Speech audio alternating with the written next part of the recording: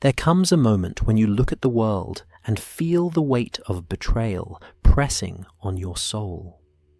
You watch the wicked live in comfort and luxury, surrounded by beautiful women, dripping in wealth, rising in influence, making decisions that crush the innocent, and yet they thrive.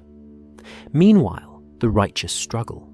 They fight to keep their heads above water, praying for mercy that seems to never come. It feels unfair. It feels unjust. And in the quiet of the night, many hearts cry silently, "Where is God in all of this?" Make no mistake, this is not God's failure. This is not a mistake of His hand. The prosperity of the wicked is never proof that the righteous are forsaken.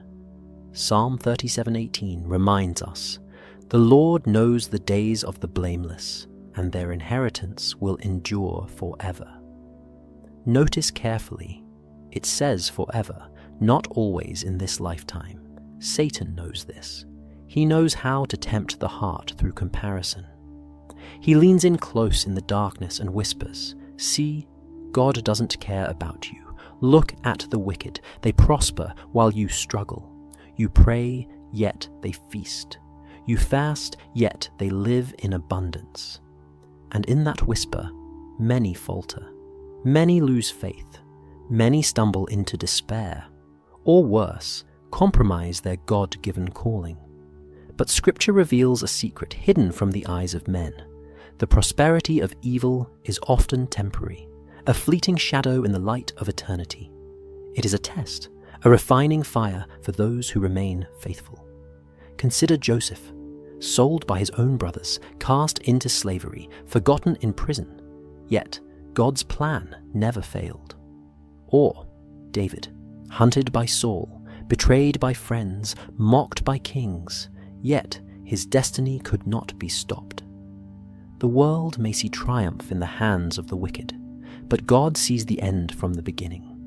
The wicked may rise today, but their prosperity is often a trap. It is a stage where pride grows, hearts harden, and destruction silently waits.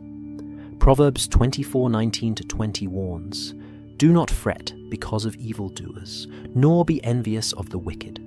For there will be no future for the evil man. The lamp of the wicked will be put out." Their wealth is temporary.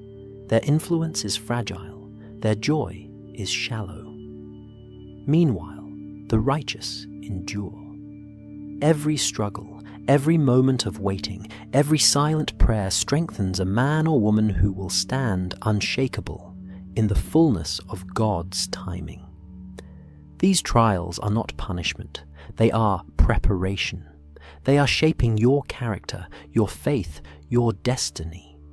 While the world measures success in wealth and power, God measures it in faithfulness and obedience. Understand this.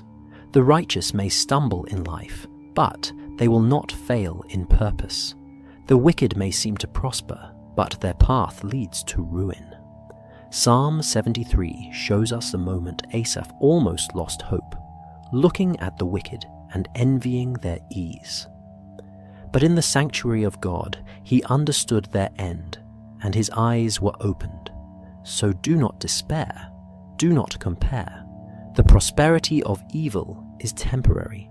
The trials of the righteous are eternal preparation. God's plan is unfolding, even when you cannot see it.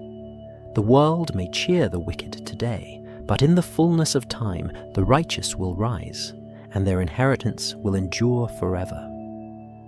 So, what do you do when you see the wicked prosper while you struggle? When you pray, yet their tables overflow? When your hands are empty, yet theirs are full? The first step is to look inward. Examine your heart. Are you trusting God, or are you measuring your worth by the world's scale? Are you counting the blessings of the wicked as evidence against him? Understand this. God's ways are higher than ours.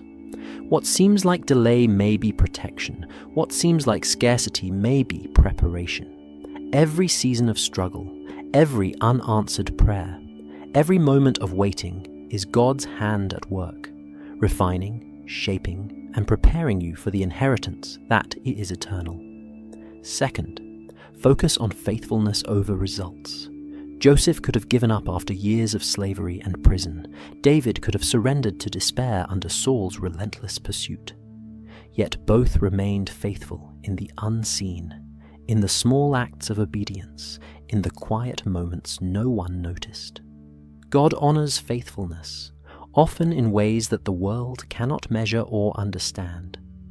Third, guard your heart against envy and bitterness. Comparing yourself to the wicked only weakens your spirit. Instead, compare yourself to your calling, to God's purpose, and to the eternal reward He has prepared. Your eyes must be lifted above the temporary toward the divine. Fourth, embrace the truth that justice is coming. The prosperity of evil is temporary. The Lord is patient, allowing time, but those who reject His ways will face consequences. What seems like triumph for the wicked is often the seed of their downfall. Finally, anchor yourself in hope and endurance. The righteous may stumble in life, but they will not fail in God's plan. Every act of obedience, every prayer whispered in faith, every trial endured in patience is being recorded in heaven. God's reward is not always immediate, but it is certain. The temporary victory of evil cannot outweigh the eternal triumph of the faithful. Remember, your struggle is not a mark of failure, it is a mark of preparation. While the wicked are chasing temporary gains, God is shaping you for eternal impact. You are being trained for a destiny that no wealth, no influence, no luxury can ever buy. The moment of vindication will come. The tables will turn, and when it happens, you will stand unshakable, unmovable, and fully victorious in God's timing. So take courage. Do not be disheartened by what you see now. Keep your eyes on God. Remain faithful. Resist envy. Endure. And trust this: the righteous will rise, the wicked will fall, and God's justice will be revealed in fullness.